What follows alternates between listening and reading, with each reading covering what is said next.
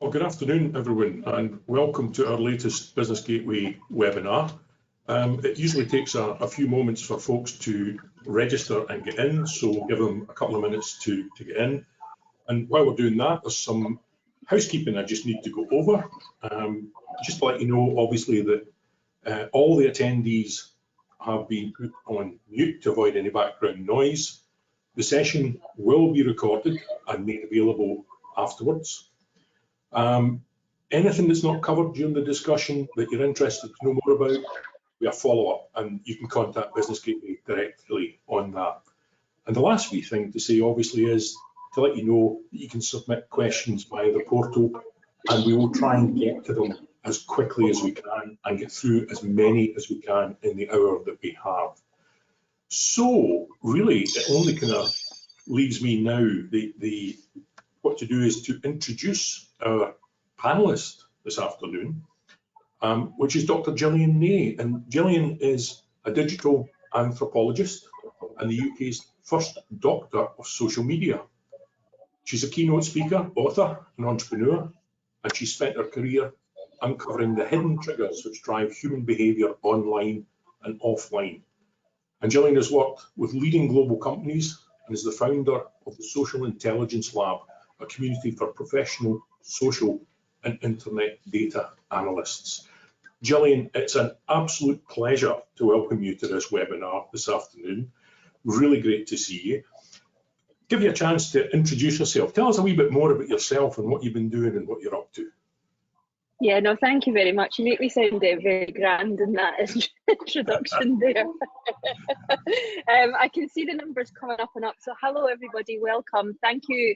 Thank you very much for coming along and coming to spend this hour with us. I do appreciate that. And hopefully we'll be able to share some really good insights that you can go away and apply to your business today. So to go back to your question, Hugh, so a little bit more about me. So I analyze social and internet data, and I do that through the lens of what we think about as digital anthropology. So I really get to understand why we behave the way that we do, what influences technology has on human behavior, and what's coming next. And that what's coming next part is the part that I love the most, but it's a part that we need to know because we need to get prepared for. And with everything that's happening in the economic climate just now, that's really what we need to do. Now, I will preface this for everybody and say that I tend to work with massive organizations, so like your Fortune 100 companies and all of your global agencies and digital marketing agencies and PR and comms agencies, things like that. But I am myself at the Social Intelligence Lab, a tiny micro organization, probably like you are on the call. We're a team of 3, sometimes 4, and a few independent contractors. So while we work with these huge organizations, we are a teeny tiny company ourselves, and I probably have all of the same stressors that you have and get very jealous when we go into these big organizations that have 3 people to do the many jobs that I have to do on top of the day job that I have to do myself. So while a lot of some of the examples that we'll give today are probably coming from more of some of the larger companies, we can reapply some of them, and I have worked quite hard for the purpose of this webinar to give you a really good steer in how I think that you can apply the data, and certainly how I take myself out of the day-to-day of my business to get a good understanding of what's happening in the environment, so then I can go and reapply it. Oh, fantastic. And when we were kind of talking last week and getting ready for this, Jillian, I think one of the points that you made, which particularly struck me, was, and you've said there that you are a small business yourself, and this is about being able to work on the business, not just in the business, which I think is incredibly important, but it's finding the time to actually do that.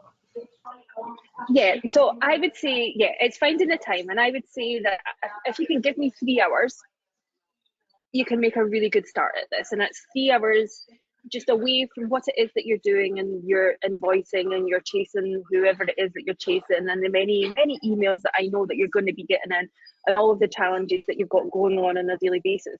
I've literally just had to turn everything off on my computer here to come and to do this with you today because there's people chasing me left, right and centre. And I'm in London hiding out in a place where nobody knows that I am just now, so nobody can find me. So because there's that much going on all the time. So I get it, and I know it's hard to carve out that time. But when I'm asking you to come and to do this and to do it the way that I'm going to show you or talk about today, and I've prepared of a workbook that Business Gateway will follow up with you with, that will go through some of this again to help structure how it is that what data to go to, what questions to have a look at and answer from it. And it's to act as a guide and just to be able to say what's going on in the environment, because most of what happens when we think about this term social listening, everybody just thinks about it and we go, and we need to listen to be able to engage or be able to respond to something. But for small businesses, the better way is to listen, to understand, and for us to then be able to go and use it for something bigger, and just to understand more about what's happening and where our places in the world, rather than going, oh, we need to listen to all of this stuff because I need to go on and respond, I need to find influencers, and I need to go and jump on the latest trend. I'm not saying don't do some of that, but actually there's probably less value in that than what there is about understanding about what's happening more at a macro sense in the world, because you're going to get limited. You're going to get limited return on your investment when you're just sitting going, oh, there's these 3 conversations that I can get invested in today. That's not where you as a small business need to be spending your time. Yeah, no, absolutely. So the topic of our webinar this afternoon, we've mentioned it a couple of times, social listening. The big question I have for you, could you explain what social listening is? I'll try. So the easiest way that I can explain it for everybody on the call, so I have a slightly different interpretation to what, if you go on Google, and I'll give you a Google definition here just now, which I've got up, I've put a note here, so I'm going to read this bit because I needed to make the note, and then I'll give you some examples, and then I'll tell you more about what my definition is, because it's slightly different in this sense. But if you go and Google social listening, you'll hear that or read about that it refers to analysing the conversations and trends happening not just around your brand, but around your industry as a whole, and using those insights to make better marketing decisions. So some more tangible examples of what that might look like.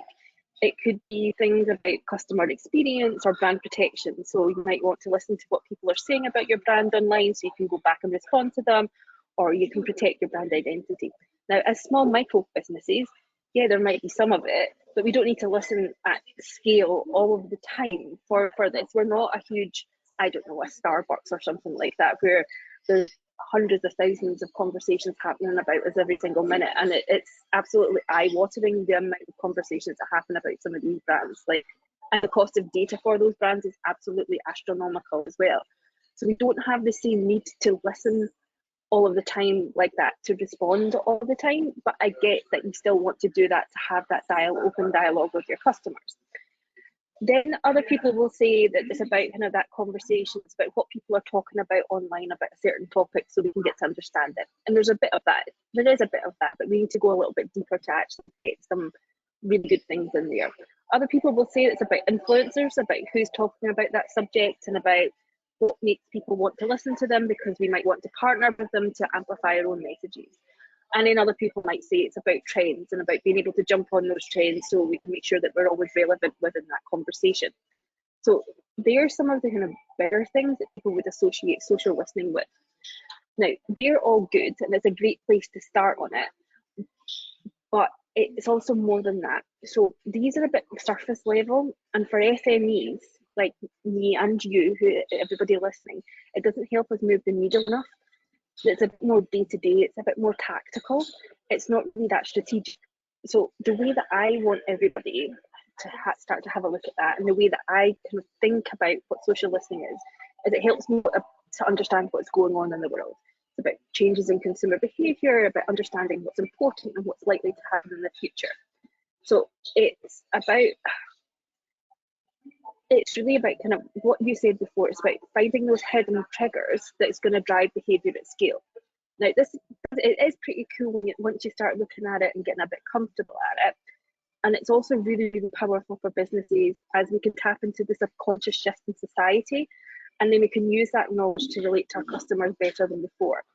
And if I'm honest, it can be used for more than just marketing, and some of the better use cases are actually in that innovation space rather than the marketing space. So we can find new opportunities for new products and services that's going to leapfrog our competition. And there are things that don't really get spoken about, if I'm honest. Now, that probably still sounds quite abstract to everybody. So if you think about a traditional view of social listening, you're likely to respond or take some kind of action. So things are a bit more transactional. You're often responding to mentions of your brand, and that can kind of get to feel like if you're on a bit of a hamster wheel, and you're making no impact. But in my view, if we sit back and we say, okay, so we're going to spend 3 hours going to understand what's happening around the thing that we sell. So not our brand, but around the thing that we sell. We then use this knowledge to put into a larger piece of work or a bigger project. So you can start to see where it's going to have a bit more impact. So it's easier to think about this as in a more of a macro view. So we look at many things. By looking bigger, we find more patterns, and then we can use that insight into strategy. And in small businesses, this is what we need more than jumping on a few conversations or finding a couple of influencers to work with. Now, as I said before, don't get me wrong, we still need someone to handle the income and engagement, but what I want everybody to focus on today is coming on this macro view with me, and it's a kind of separate mindset, so please bear that in mind as we go through the conversation. Interestingly, you touched there both on how the social listening can impact on marketing, but also, very interestingly, what you said there, innovation as well, and the contribution it could make to innovation.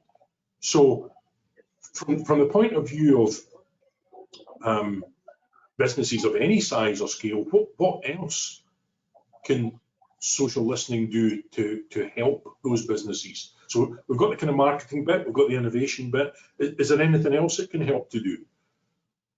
Yeah, so there's quite, it depends on the size of the business about how deep you want to go into this. So most businesses will want, if I'm honest, most businesses are going to want to use it in some kind of marketing. Be that kind of how to position and communicate. There might be brand. It might be, how do I position my brand? What should my brand look like? How should my brand sound? It might be more than the communication spaces. What should that communication plan look like? Who should we be speaking to? It could be going down into specific messages. So it depends how deep into that journey you want to go. It can help with it all. It's not just let's just sit and listen and engage on social media. It can help with every stage of your brand plan.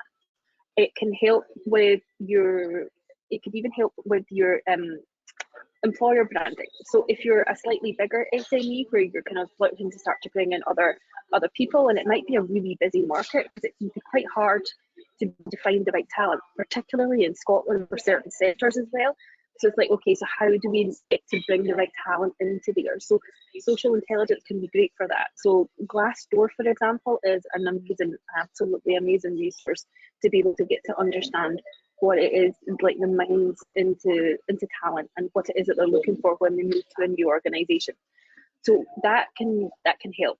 We've got that innovation space, so that kind of creating new products and services. We've also got a bit about kind of customer experience as well. So what is it that people are looking for when they come to engage with a particular brand? How can we streamline that, and just really start to make sure our brand and our experience is a cut above the rest. And there's many other examples. It really depends on how far into this you want to go. With the way that I've set up the workbook for everybody, it gives quite a good overview of different things, and it's more to act as a source of inspiration for people to say, oh look, that's happening here, but that means then that if we did this and this, then it would be more beneficial for us. So it's like a market overview of what's happening with customers and the market in general, for people then to be able to spark some ideas internally. So it's not just for one thing. It could be the insight that's found within that kind of 3-hour workbook can be used for many things. No, that's really interesting. And you've mentioned the workbook a couple of times, just so that folks on the call are aware.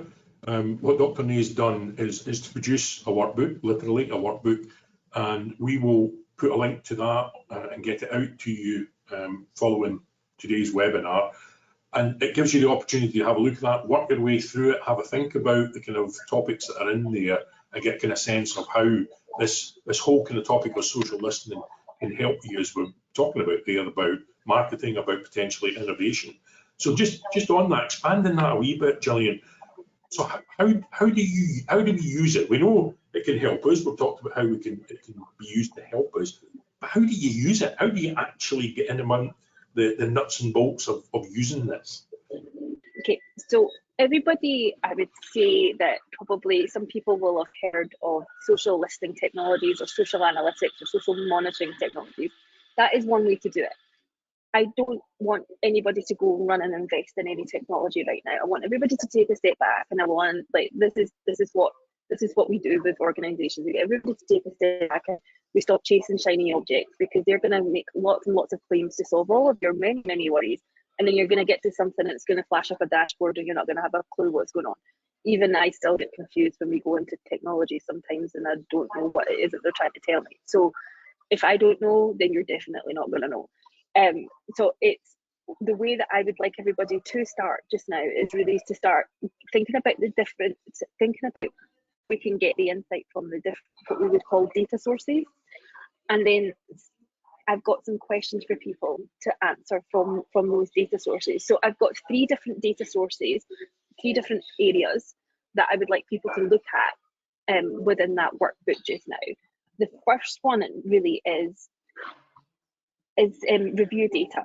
Now, everybody is likely to have some kind of review data, and if they don't have reviews for their own company, it's likely that there'll be reviews out there for competitors or kind of lookalike companies. Now, it's okay to go and look at other companies' reviews. I would say do it. Now, I need to head this up for everybody and say, when you go to read your own reviews, particularly if you're a business owner, take a step back and a deep breath and analyze it objectively, because it's really, really, really tough to sit and read about yourself when, particularly if there's been a bit of a bad experience and your first reaction is to lash out. You don't want to do it like this. You need to come with a clear head and go, the purpose of doing this is to work out how we can be better, or where we fit within the industry. So it's not it can get a bit icky, particularly with reviews when there's been not so good ones. So if we're looking at review data, what we want to do is we want to sit and go, and you can go onto Amazon or TripAdvisor to on what kind of company it is. You'll know where reviews are for your particular industry. Just go and get them, copy them, and put them in an Excel spreadsheet, and then just start reading them. So some of the things that I want you to have a look at, it's not so much a lot of the time about the experience, but people share a lot surrounding the experience about why it was that they wanted to buy in the first place. So sometimes they'll want to buy which has been an internal need, so it's been some kind of psychological thing, or it's been some kind of environmental thing. So it's either intrinsic or extrinsic. And you'll get to figure out what actually motivates that in the first place. So that can be incredibly powerful for helping to position some marketing communications by just really understanding what actually motivates them. Then you've got things about what kind of product or service attributes they compare when they make a purchase. So if you've ever been on a website, you'll find a great big huge long list, particularly products and tech products or whatever it is. And they've got like 10 million different types of things going on. You're just like, yeah, but what ones are the important ones that people make decisions on? Because it's not going to be them all. It's likely to be 3 or 4. When you read review data, you'll find out what 3 or 4 of them are. So I did this just as a bit of fun, and I analysed, I can't remember now how many, maybe a few hundred, 1,000 reviews or something like that. And we did it, it's the most boring product category in the world, but we did it for white goods. It was for washing machines. Everybody needs a washing machine, right? And figured out what makes people buy, we call them decision-making heuristics. So what's the important factors that people use to make a decision about buying a washing machine? And price is obviously one, so we take price out of everything because it's always going to be in there. But the other thing was that nobody ever mentions is noise. And it's the same with every white good category going across. So things like your fridge freezer and all of that stuff. And if you think about it, it does make sense. But it's not until you start reading those reviews that you see people mentioning noise constantly all over every single one of those reviews. But nobody mentions it anywhere in any literature or kind of any marketing and things like that. And it was quite fascinating when you start to kind of dig into it. Then the other things that you want to have a look for in here is what stops people from buying, because they'll tell you in there why they bought this one and not that one, or why they won't buy it again.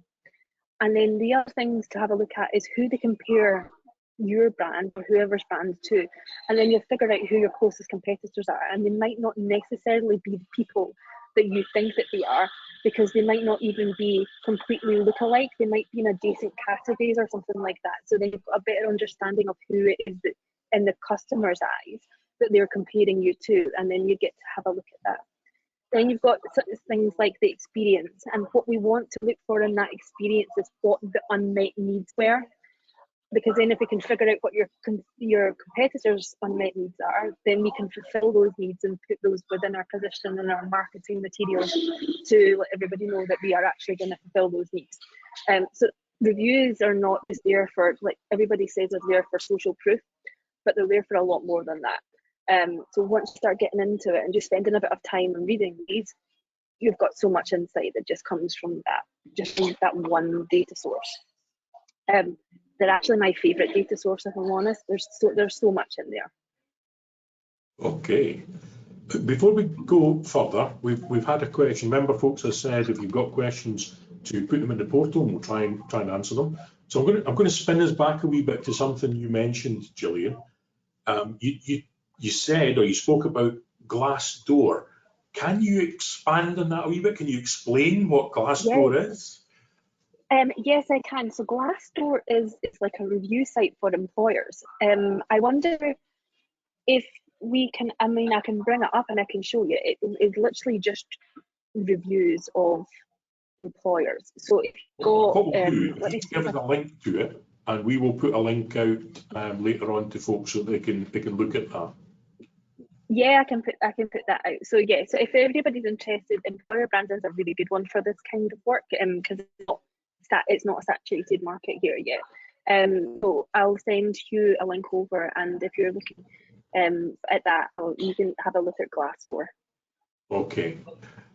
And another question's just popped up there, and we've been talking there. Your favourite thing is to use as a source is customer reviews. What if you don't have customer reviews for an alternative data source? Go and look at other people's reviews. You don't need to look at your own reviews. Okay. But there are other data sources. There are other data sources out there. So the next one that I want you to consider is you'll figure out from some of these things that I don't really want you to start looking at Twitter and Facebook and Instagram right now. I want you to look at some of these other data sources, because they're actually much, much more valuable for our size of business than going and chasing all of this stuff and comments and likes and things on some of the bigger social networking sites. You're going to get more insight about how customers behave and what they're thinking and feeling on these platforms that I'm sharing just now than what you are on your kind of traditional social networking sites. Everybody, I think there's a bit of a misconception that when you do social listening, you do it on the places and the platforms where your brand is present. But if we accept this as not just being for marketing, and actually it's a way to understand the world of what's coming next, then actually we want to get more depth rather than, because a lot of the stuff that's shared on social media, it's a little bit on a surface level, that we want to go to other alternative sources as well. Okay. Let's expand it. Oh, sorry, beg pardon. On you go. No, go ahead, Hugh. What were you going to say? So you'd said there that customer reviews is your favourite, but there are other sources. So what are you thinking there? So my next source is really to look at forums or groups. Now, there's a space on the internet for absolutely everybody. Everything. I've not had a project when I was doing a lot of analysis work myself, where we've not been able to find a specific consumer interest group for even the most random of things. And we've got a lot of people that we work with now, even there's rare diseases and things like that, they've all got groups, and just like there's a subculture for everything. Particularly things on Reddit and things like that even as well, but there's a space on the internet for everybody. So if we want to start thinking about who our customers are, where they hang out, forums and groups are a really great way to do this. So Reddit groups are really good, and you will find places in there for absolutely everything. Our objective when we go in to have a look at groups and forums is really to find out more about how our audience behaves and how they talk to each other. So some of the things that we want to look at here is what language they use when they speak to each other, what's the in language and the out language, because sometimes our language can be completely different to how it is that they speak. But we want to be able to be more like them. We want our language to emulate theirs. We want to figure out more about what they're interested in, what challenges they're facing in their lives, what they're doing, what their hopes and their dreams are. And then when it comes to purchases in your industry, what is their mindset like? So I've got all of this in the workbook, and you'll be able to kind of work through with it, and everybody will be able to work through this. So the idea is to walk in their shoes, to get into their mindset. We often make a lot of assumptions about who our customers are, because sometimes as small business owners set the business up to solve our own needs at one point or another, and we've been our own customer at one point. But sometimes things change and everything changes around us, and we can't always work on those assumptions anymore. But social data is a great way to get back in and get real world evidence of what's happening in our customers' lives. So I would say be prepared to have some of your own assumptions challenged. And when you're looking at these, you can use a lot of this, what's happening here, to be able to tailor your positioning, to tailor your brand, and to make services that make your customers' lives easier and that meets their needs, because you'll be able to find out so many things. To give you an example of this, and again, this is working with a bigger brand, but I'm working with a subprime bank. So they're the banks that charge the sky-high interest rates. And I had a really negative, when I started doing the project, I had a really bad, a negative viewpoint of that type of bank. And I think that we probably all do, right? So I had to put that aside, because you can't go in with that type of attitude, because you'll end up being biased towards what it is that you see. It wasn't until I did this particular project that I was able to go in and actually understand the role that this plays in people's lives. And using forum data, which was the data we used for the specific project, we were able to understand more about why people were using those particular types of banks and what their journey around the bank was like. The bank was having a lot of churn at a certain point. What we found was why that churn was happening, and the fact that as consumers of credit, because in the UK, because we want to have mortgages, we're all consumers of credit, because we need to have credit to be able to get a mortgage. So depending on how we work with that credit and how good we are, we're transient in between different personas during that lifetime. And there's a group of people who, let's just say for one reason or another, they've had to come to rely on credit to live. But their psychology is the same as the psychology of a yo-yo dieter. So they live on credit, something happens in the environment, they pay some of it back, they get a certain way round, and they go, I've been really good, I could just go and buy myself this thing because I've been paying all of this back. But then that's a catalyst, and then it just goes round and round and round and round in circles. Some people get out of that, and then it was the people that get out of that were churning out of the bank. So we're then able to show what happens within here. And that, I have to say, that challenged their assumptions as a bank. It completely changed how they talk to the customers and work with the customers. And it totally changed my assumptions of how that particular part of the market worked. And you could see the changes it actually made in people's lives. And I don't think the same way about that part of that banking industry anymore. Okay. Just going back again, we've spoken there about data sources that have been reviews and in forums. In terms of the reviews bit, questions come through. Do testimonials count as reviews? I they would one and say the same? I would say no, because your testimonials are the ones that you've probably edited a test. You probably edited a testimonial at one point or another. The reviews, they're a bit more. They're more anonymous in a way, and they're slightly different. There's less anticipation when you've got to somebody for a testimonial. They know you're writing a testimonial, so they go over and above. So they're a bit different, I would say. Okay. Are there any good? We talked. You and I talked last week. Small businesses, time poor. You mentioned it earlier on in the conversation. So, not unsurprisingly, somebody's asking: are there any good automated tools for social listening? As it can be difficult to regularly check reviews and forums and so on. So, are there any automated tools for this, or is it a case of rolling up the sleeves and getting your hands dirty? There are tools out there. We keep a directory of tools on our site, and there are some tools that have free trials on them. There's some tools that cost a lot of money. There's some tools that cost a few £100s a month. It depends on what it is that you're looking for. With some of the things I'm saying to do, it's probably easier and cheaper to do it it's probably easier and cheaper just to do it by hand. Yeah. It depends on where you are in that journey, but we've got different search filters in that directory, so you can search based on price and things like that as well. And I'll give you the link to the directory so you can have a look. That'd be great. Thanks for that. So we've talked about reviews. We've talked about forums. What other sources do we have?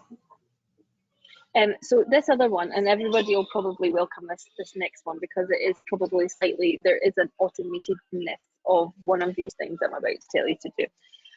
So the next one is questions and search data. So when we talk about social data, we often think about people just assume it's Facebook and Instagram and TikTok and things like that, but it's slightly broader. It's slightly broader than that. And I certainly include other forms of internet data in there, and search data is one of those. So the first one we'll go to is the questions data.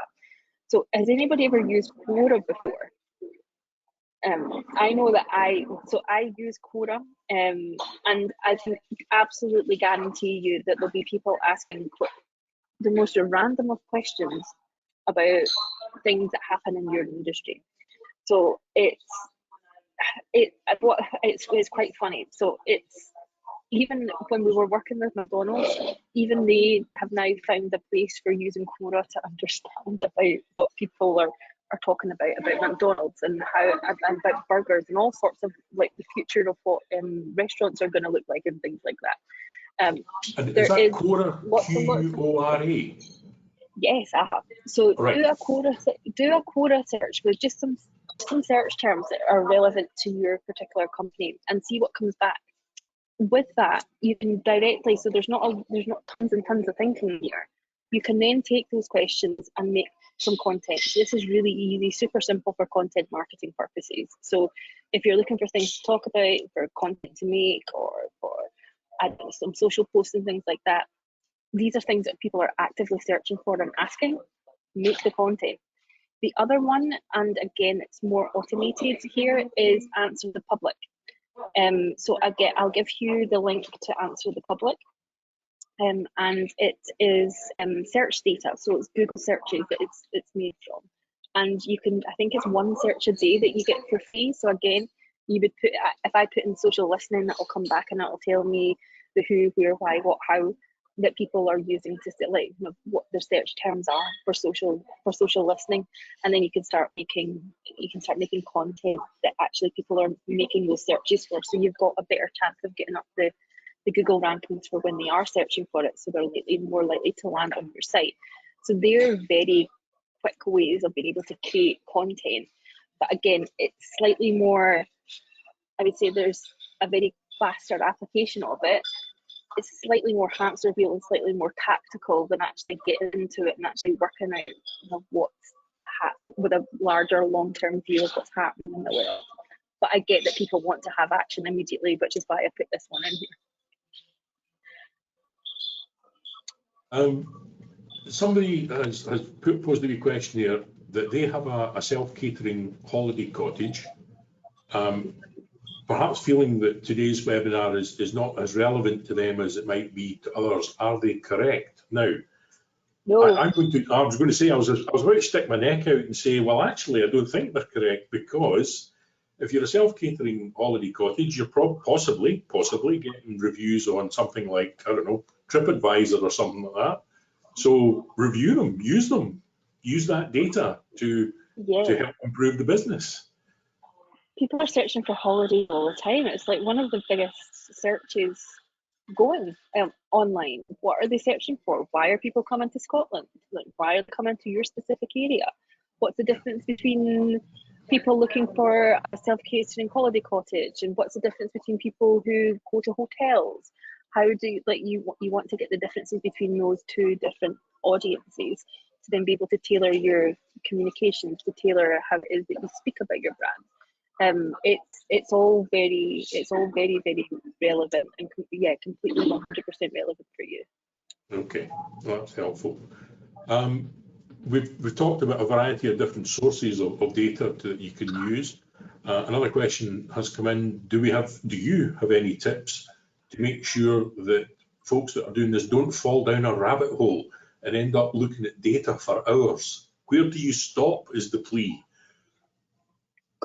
Sometimes you need to go down the rabbit hole. The rabbit holes can be good. The rabbit holes can be good. I would say I've said on the workbook that we're sending out 3 hours. Give yourself that kind of first few hours, and then stop. If you're not finding, I would say it takes a little bit of time to start reading the data and to start really understanding a bit what's going on. So the more, it's like flexing a muscle. The more you do it, the better you get at it. Right. And you can, when you're doing it this way, and when you're looking at it for more than, I want to press a button and I want to respond to somebody, or I just want to find something to action, it does take a little bit of time, and you do need to be patient with yourself in getting there. But once you start seeing it, and you don't need to do it every day, maybe need to do it once a month, do it once a quarter, just to see if there's been any changes. It's not a thing that you don't need to go in every single day to see that change. I think if you think about, like, I'll save you the big spiel that I give about how the industry started, but all of these technology companies need to sell licenses, and the only way that they can sell, and they need to sell them, and a lot of them are year-long licenses when you get into the social listening space of it. So to sell you a year-long license, they need to give you something to do every single day. So then they tell you to go and search for stuff every single day, which is, you don't, like, if you're doing this day-to-day management stuff, then yeah, totally. But when you come down to do some of these other things, you don't need to do it every single day. Don't put that pressure on yourself. Go in once a month, once a quarter, and see kind of what's going on, what's been changing. Yeah, you still need to do your day-to-day management to get back to your customer. But when you've got it to do this macro view, then you set yourself a little bit of other space that's aside. That's really helpful. I suppose the other thing, and again, a question's come in, which I think really relevant for the times that we are in. We, through our Digital Boost program, recently ran a webinar on artificial intelligence, which was really popular, really well received. And someone's asking, in terms of analysing the data, what's your thoughts, Jillian, on AI helping small business interpret data into actionable insights? So AI is present in all social listening technologies, and it has been for, if you think about it, machine learning, artificial intelligence, kind of NLP, it's all kind of part of the same kind of thing. I would say that in the way that we've got it here, it's not as sophisticated as what you think it might be. So even sentiment analysis is partly, you could argue that it has to be done through artificial intelligence because it needs to know if it's positive, negative, or neutral. but is anything in life ever positive, negative, or neutral? What happens when it's mixed sentiment and all of that kind of stuff? What happens when people are sarcastic? I've got examples of people are using profanity and it's being used in a positive light, but it's been marked down as negative and things like that. So it's slightly more complicated because unfortunately we're with humans and human language here. So yeah, it is there. It is good. People are also talking about Chat GPT and about how that can help as well. But we're stuck, and it's slightly more advanced in terms of being able to understand a bit more of the language. But we're still stuck with some. We're still stuck with a few different challenges with it. So it will advance. It's just not quite there yet. So there's still a little bit of work that needs to be done there, unfortunately. Okay, got you. We've talked there about the different data sources of reviews and forums and so on. Is that as relevant for somebody who is in the process of starting their business as it is for somebody who's already in business? Or are there particular things that somebody starting a business should be looking at in terms of the whole kind of social listening angle? I would say if you're starting a business, then yeah, use the data as well to get in terms of understanding about, even going to find out where are people and like where are they hanging out, because if you think about it, everybody seems to think that you need to be present on every single social channel as well. So let's just cut down that work if we're a small business. Like, where are they? What platforms matter most? And let's just concentrate on them.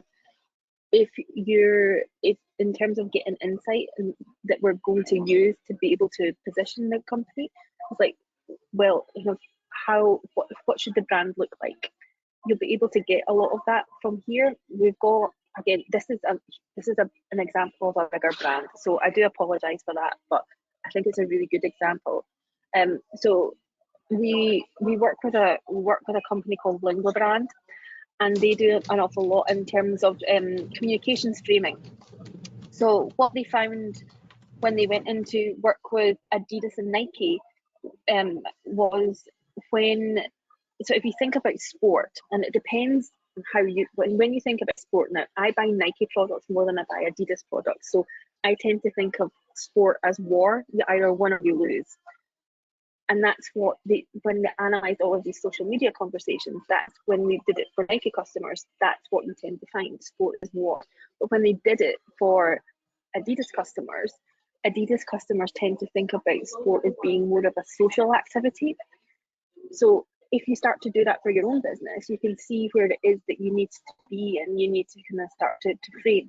So what was happening actually was before Adidas did that work, they were framing everything as sport as war, but all that did was actually went to reinforce Nike's messaging. So every time they did it, they actually reinforced Nike's message and not their own message. So they had to actually go and change everything. And that actually, once they did it, it helped Adidas kind of find their market position a bit better and where it is to fit within their market. So there's things like that you can do.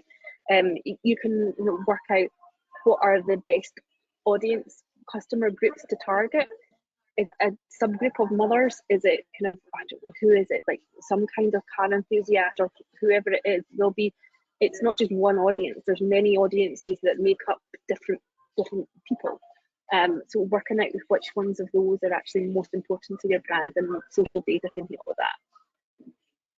Okay.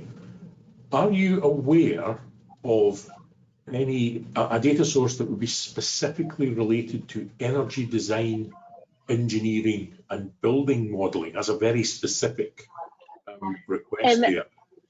I would need to do a search. Even if you go into Google or advanced Google search, you should be able to find something. Advanced Google search is your friend. You'll be able to find something in there. There you go. Some advice on that then. That's smashing. Okay. We've covered an awful lot of ground there. Let's just kind of think a wee bit more kind of widely. How would you say the internet culture and social media usage has changed in Scotland over the past few years? Quite a lot, I think. I think when we talk about social listening, we think about the data, but it's not just data. So hear me out on this one. This is quite a new thing. And I know you're just like, what on earth, this crazy woman? Like, this is quite a new thing that I'm going with. Like, so it's not just data; it also exists in the real world.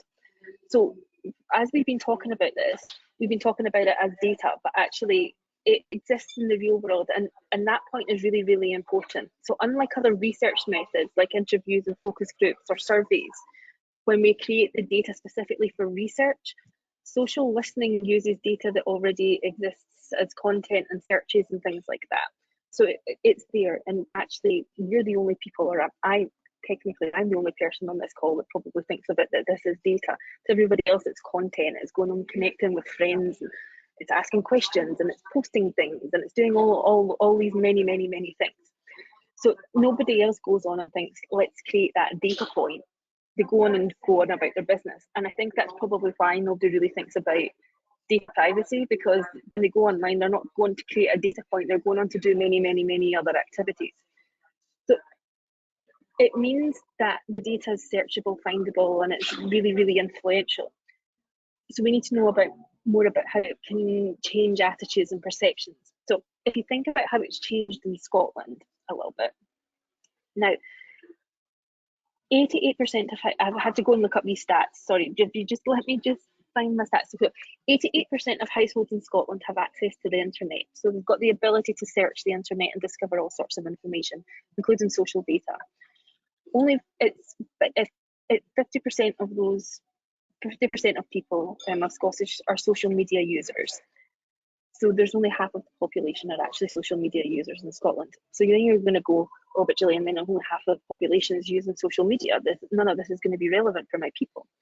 But actually, it will be, because if you think about what I've just said before, even though only half of the population might be using social media in some form, 88% of people can still actually go and find that. And if our perceptions have actually been shaped and influenced by the things that they find online, although they're not actively creating the content, they're still going on and they're still finding the content, and they're still being influenced by the things that they find online.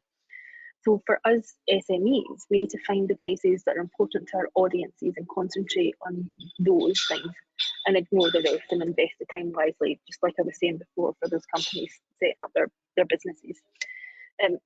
What we need to do is really think about the internet as a series of cultures, and each platform and social network has its own culture with its own motivations for people posting on there. And it can help you understand what behaviours people are likely to be displaying on those platforms. For example, I'm told all the time that people lie online, and they do, but they also lie in real life too. But online on Instagram, things are a bit more polished. It's an idealized version of what people want in their life to look like. But that doesn't mean that there's no insight in there. It just means that we need to be considerate of the biases of that particular platform. That's what understanding internet culture is all about, and it's why you can't just pick up the tech and analyse trends or conversations that are on all the time. It's really why we're having that conversation today. Brilliant.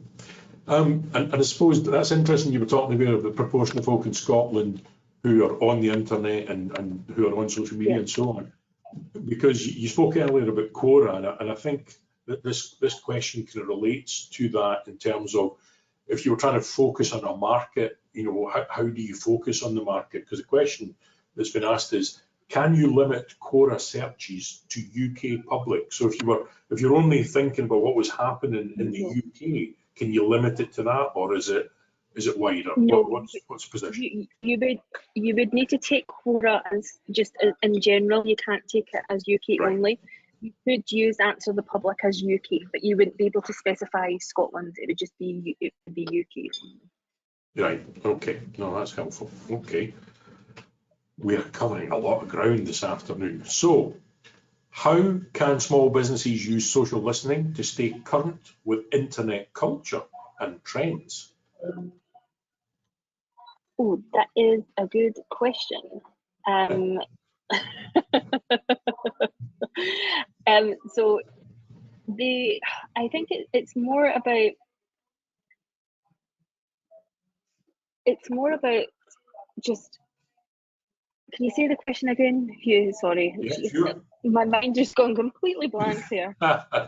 Obviously we've talked about social listening, and we're talking about small businesses. So how can small businesses use the social listening to stay current within internet culture and trends? Yeah, so it's about being able to go on and find out what's important. It's about understanding a group of people, the audience. Some people are calling, like, I mean, there's many, unfortunately, this is the one thing about my industry that I hate. We have many names for the same thing.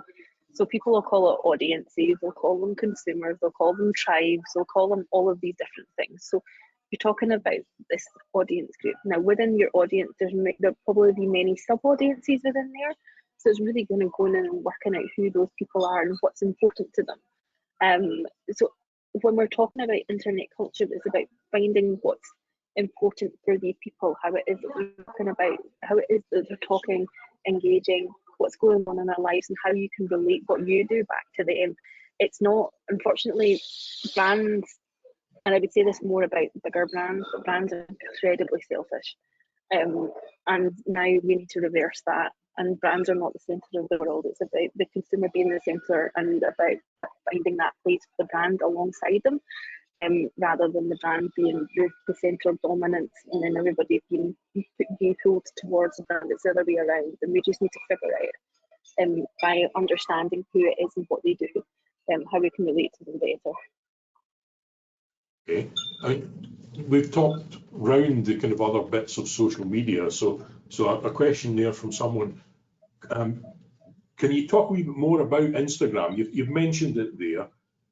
The comment from one of our listeners is Instagram has changed, but where do you see it potentially going, especially for SMEs and social listening? Do you have a particular view on Instagram? So it is changing, and there's data access challenges with Instagram. So the API after Cambridge Analytica, which is a whole other conversation. So after Cambridge Analytica and all of that scandal, the API and how the different technologies get access to the data has been limited. Now, off the top of my head, I cannot tell you what those specific limitations are for Instagram. But it means you don't get all of the data all of the time. So I would really love for that to be opened up, and certainly at the Social Intelligence Lab, we're working with a group to be able to get that open so we can have more data access and parity of access in the future. But we're a long way off of being able to do that, or being able to achieve that, and we certainly need more backers. So I'm hoping, one, that that'll happen. In the future, I think Instagram themselves are saying that they're going back to more still images. It's hard to know. There's all of these. I think everybody else is saying, well, we need more video, and everything else is going more video based. It's hard to tell because they did a really poor job at trying to copy TikTok, and I think that they're suffering a little bit from trying to copy too many things, and they've lost a little bit of where it was that they were special. Right. So yeah, it's hard to know. It'll depend what happens with TikTok access, because everybody, like the US government, are severely trying to banish TikTok, and if they do that, then I would imagine that the EU also follow suit. Yeah, okay. We've talked there about various sources of data. You've touched on a variety of different kind of tools or techniques, things that people can use to help them with that analysis. We will obviously provide the link to the workbook that you've very kindly produced and prepared for us, which is fantastic. What have we not covered? What other tips, what other tools might be there? Is there anything on your own website that we could point people to that they could use? There is millions of things on the website. So if you go to the resources section, there's all sorts of things in there. There's interviews with you need to have time, which you probably don't have tons of time. There's interviews in there. There's there's demos of some of the tools, so you can get to see how they work if you're interested in any of them. There's panel discussions and things like that to see how some of they're mostly bigger brands and agencies that's on there, so you can get to see how they're, using social data and how it is that they're applying it to different things and across their work. There's case studies in there as well. So that's in the resources tab on the site. Okay, that's useful to know. Again, we'll put a link to Jillian's website out to folks so they can explore that resource. But as you said there, and as we talked about the rabbit holes earlier, be careful. Lots of information. Don't get lost. Don't do too much. Just got time for one or two other questions. Question from a fine artist, therefore a sole trader. Can you recommend any other relevant social listening sources? Also, would you say there is value in creating a survey? Well, that's interesting. For example, using SurveyMonkey for helping to build repeat customers. So I would like to get a bit of explanation. Like, what are you doing with this survey? What are you doing with the SurveyMonkey? Is it like bigger organizations would do a thing called an NPS score to understand a bit more about how it was that we're performing, or it depends on what you're using that survey for. Get in contact with me and I'm happy to discuss it with you to see if it's something that's there.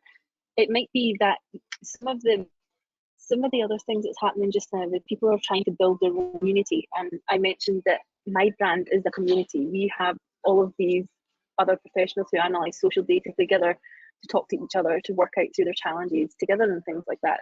Sometimes particularly for this fine arts case, it might be that you have a community of customers or other fine artists that you build and that you grow along. It depends on what it is that you're looking for, really.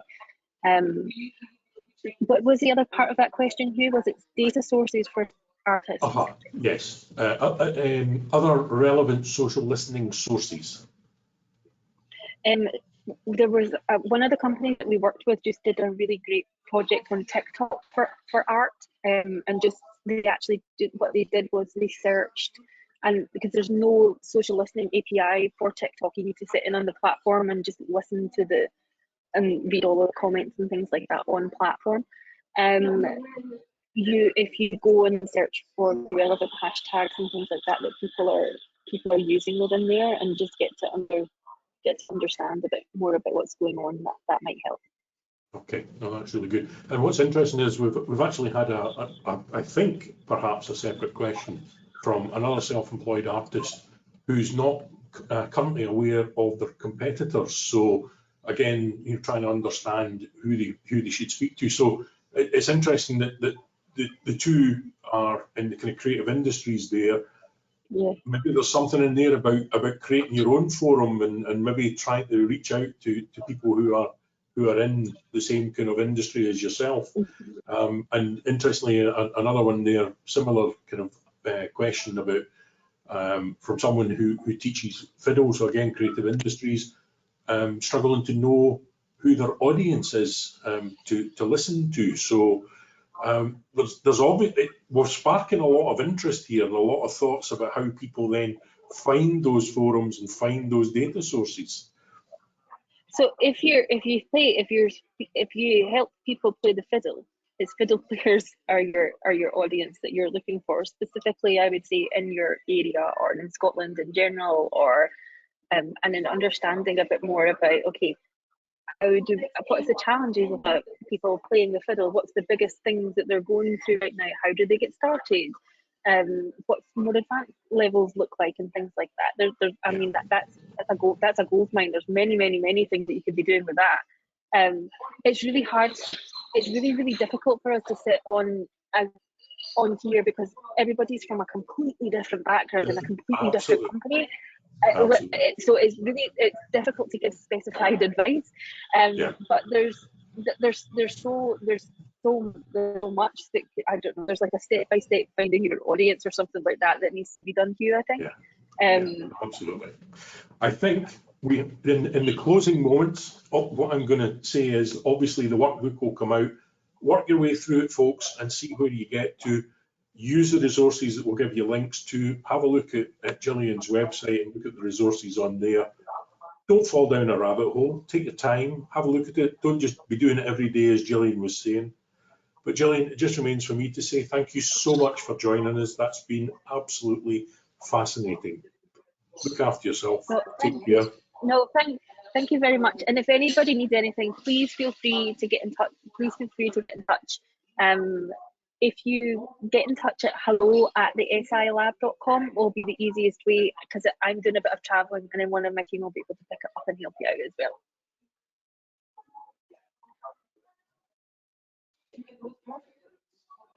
Oh, Hugh.